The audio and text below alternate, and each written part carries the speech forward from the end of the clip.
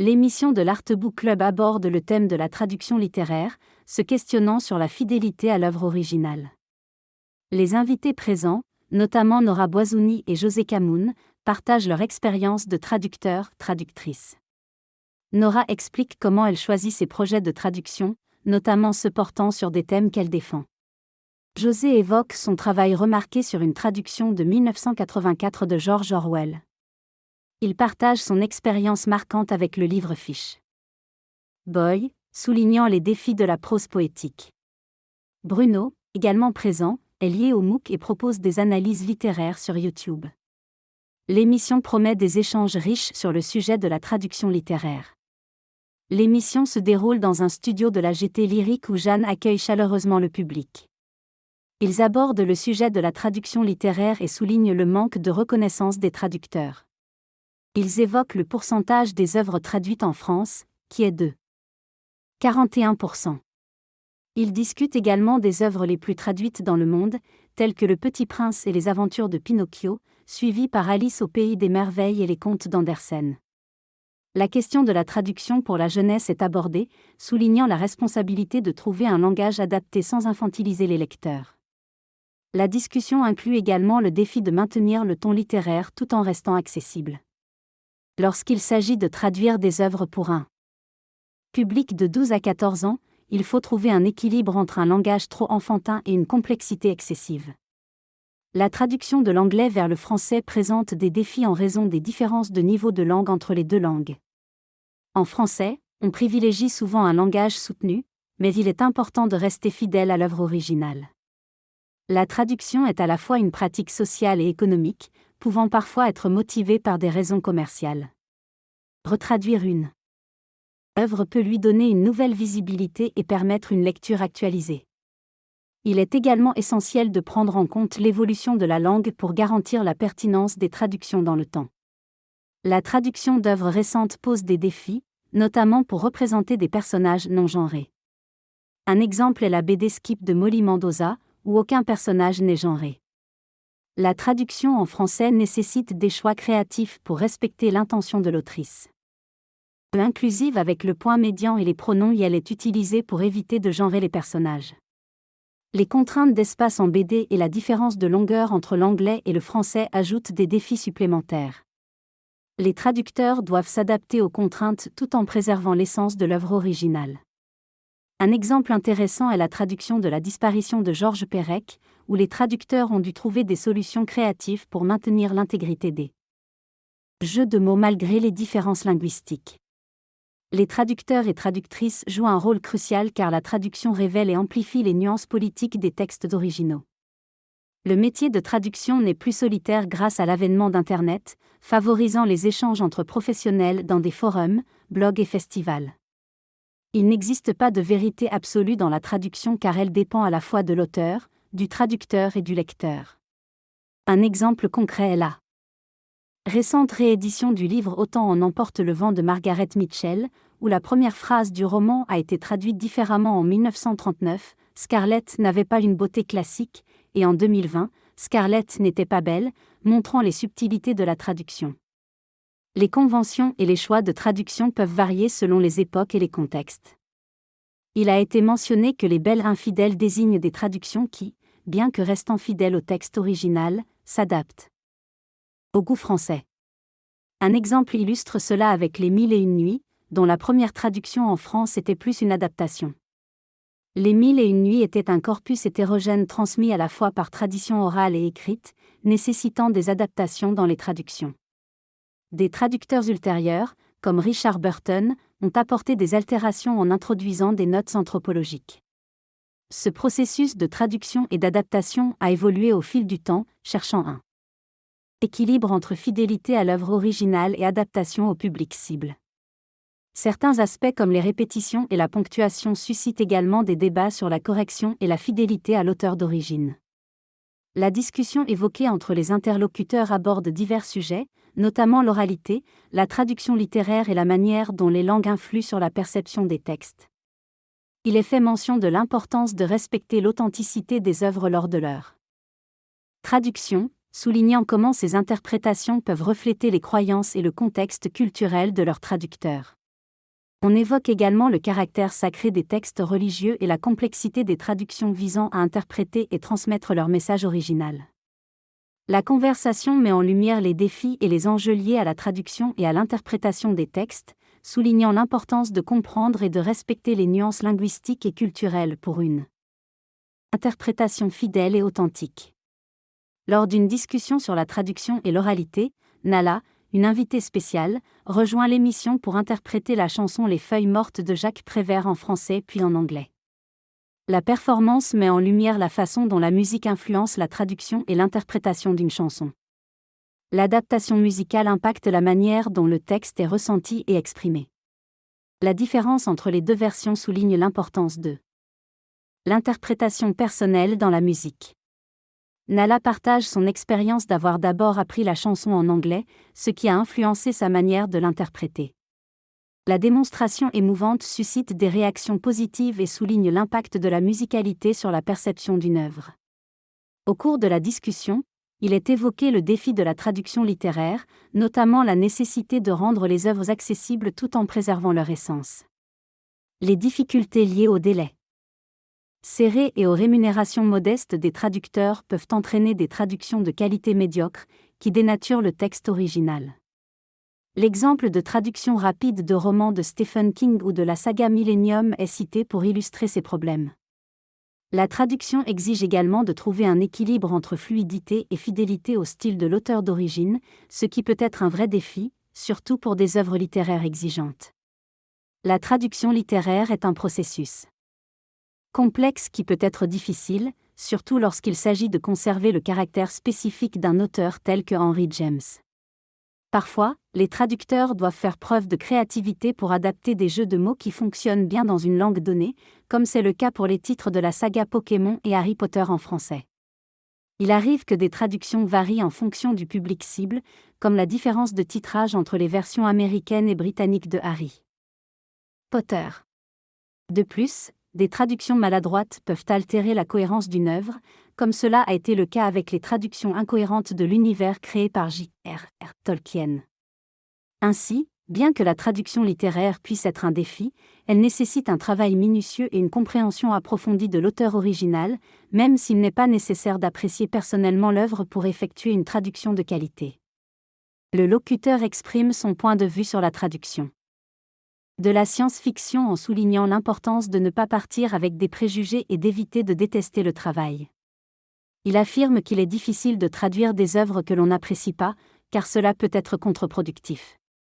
La traduction interne d'une langue à l'autre est aussi abordée, avec l'exemple de la traduction de textes de Rabelais. La discussion se termine sur la comparaison de traduction de phrases spécifiques, mettant en lumière la difficulté de retrouver exactement le même sens et la même intensité dans une autre langue. Lors d'une discussion sur la traduction littéraire, des points ont été soulevés. Il est important de ne pas simplifier les textes, même s'ils contiennent des mots désuets ou compliqués. La diversité des projets de traduction est saluée, mais il est précisé qu'une traduction trop littérale peut être contre-productive. L'expérience personnelle a montré l'impact négatif d'une traduction obscure sur l'intérêt pour une œuvre. Les difficultés de traduire des œuvres anciennes comme Shakespeare ont été évoquées, avec des exemples de l'expurgation de certaines traductions. Les intervenants ont partagé leur approche de la lecture préalable à la traduction d'une œuvre. Enfin, une traduction appréciée de Game of Thrones a été mentionnée, saluant le travail remarquable d'un traducteur de la série Les Annales du Disque-Monde de Terry Pratchett. L'oratrice exprime son amour pour les jeux de mots et les jeux en général. Elle évoque son intérêt pour la littérature en alternant entre l'anglais et le français. Elle se décrit comme une grosse nerd aimant les traductions de Baudelaire. Elle discute également de la traduction de Lolita, soulignant les différences entre les traductions et les contresens possibles. Elle aborde la question de la traduction des œuvres littéraires rares et la diversité culturelle dans la science-fiction. Elle exprime son désir que toutes les œuvres soient traduites pour permettre à chacun d'accéder à la diversité culturelle. La discussion porte sur l'impact des plateformes telles que Netflix qui ont contribué à promouvoir des séries de différentes origines, permettant de diversifier les perspectives et de décentrer le regard européocentré. Le processus de traduction est également abordé, notamment la difficulté de trouver un équilibre entre la fidélité au texte original et son adaptation pour le public cible. L'exemple de la traduction de textes japonais révèle la complexité de cette tâche. Le jeu autour d'une image de la pièce En attendant Godot met en lumière l'importance des traductions multiples de l'œuvre, notamment en raison des nuances entre les langues. Une référence est également faite à un ouvrage espagnol du XVIe siècle ayant joué un rôle particulier dans l'histoire de la traduction, évoquant l'importance de la transmission des idées à travers les langues. Lors d'une discussion, des indices sont donnés aux participants pour deviner des éléments liés à la traduction. La signature MDC d'une traductrice, Marie de Coblanche en 1566, est mentionnée, soulignant un ouvrage humaniste. De plus, une erreur de traduction dans la dépêche DMS en 1870 a déclenché un conflit entre la France et la Prusse.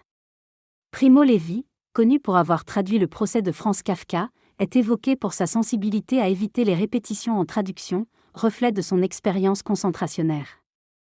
L'écrasement par un flot de paroles et les répétitions ont été abordés à travers l'œuvre de Primo Levi et le processus de traduction historique.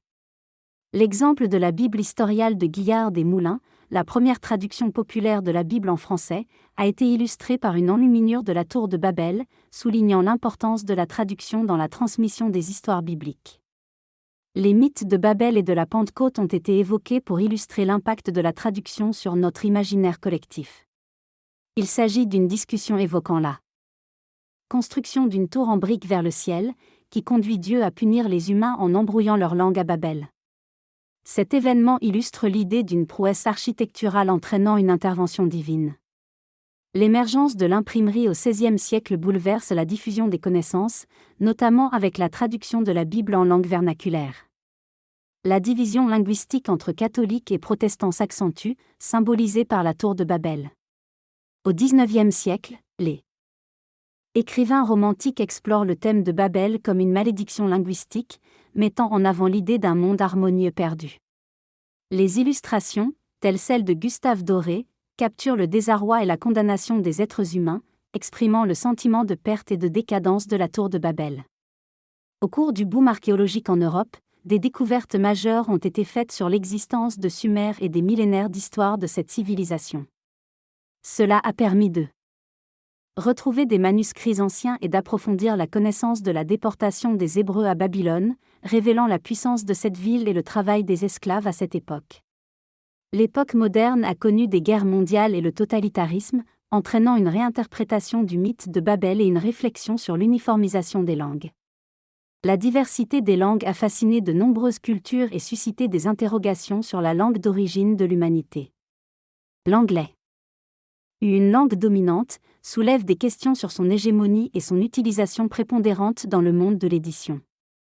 Des tentatives de langue universelle, comme l'espéranto, n'ont pas abouti, laissant l'anglais en position de langue véhiculaire universelle malléable et créative, mais remettant en question la diversité linguistique et la neutralité culturelle. L'idée abordée dans le texte est que l'utilisation de mots étrangers dans la langue française peut parfois être problématique. R souligne que certains termes anglais utilisés dans divers domaines, tels que le monde scientifique, la culture culinaire ou le milieu professionnel, ne traduisent pas toujours précisément leur signification d'origine. Il critique également le remplacement de mots français par des termes anglais pour des raisons de prestige ou de conformité. L'auteur exprime ainsi sa préférence pour l'invention de nouveaux néologismes en français, en opposition à une utilisation systématique de l'anglais. Jeune exprime l'importance de reconnaître l'aspect commercial des discours, notamment en abordant la question de la traduction et de l'hégémonie de l'anglais. L'anglais prédominant entraîne un déclin des autres langues, et certains pays en traduisent très peu vers le français. Dans le domaine de la bande dessinée, la traduction pose également problème, avec peu de traduction vers d'autres langues que l'anglais. L'intelligence artificielle progresse dans la traduction, mais reste limitée. Dans la traduction de textes littéraires nécessitant une sensibilité émotionnelle. Néanmoins, l'IA peut être utile en tant qu'outil d'aide à la traduction, malgré des interrogations sur le rôle des traducteurs face à son utilisation croissante.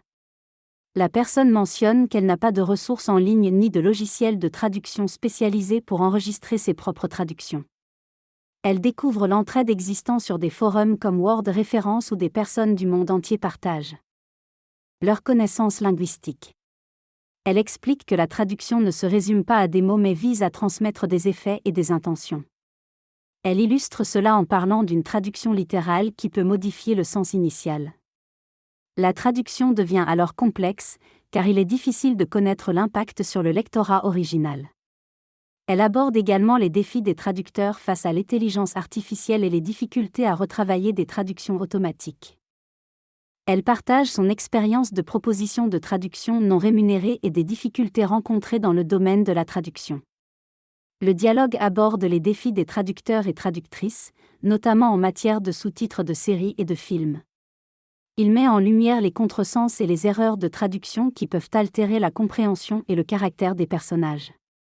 L'importance de la qualité des traductions est soulignée, d'autant plus que certaines productions sont confiées à des non-professionnels. Le processus de traduction et de post-édition est comparé à la rénovation d'une maison, où investir du temps et des ressources dès le départ aurait été plus efficace que de tout refaire plus tard.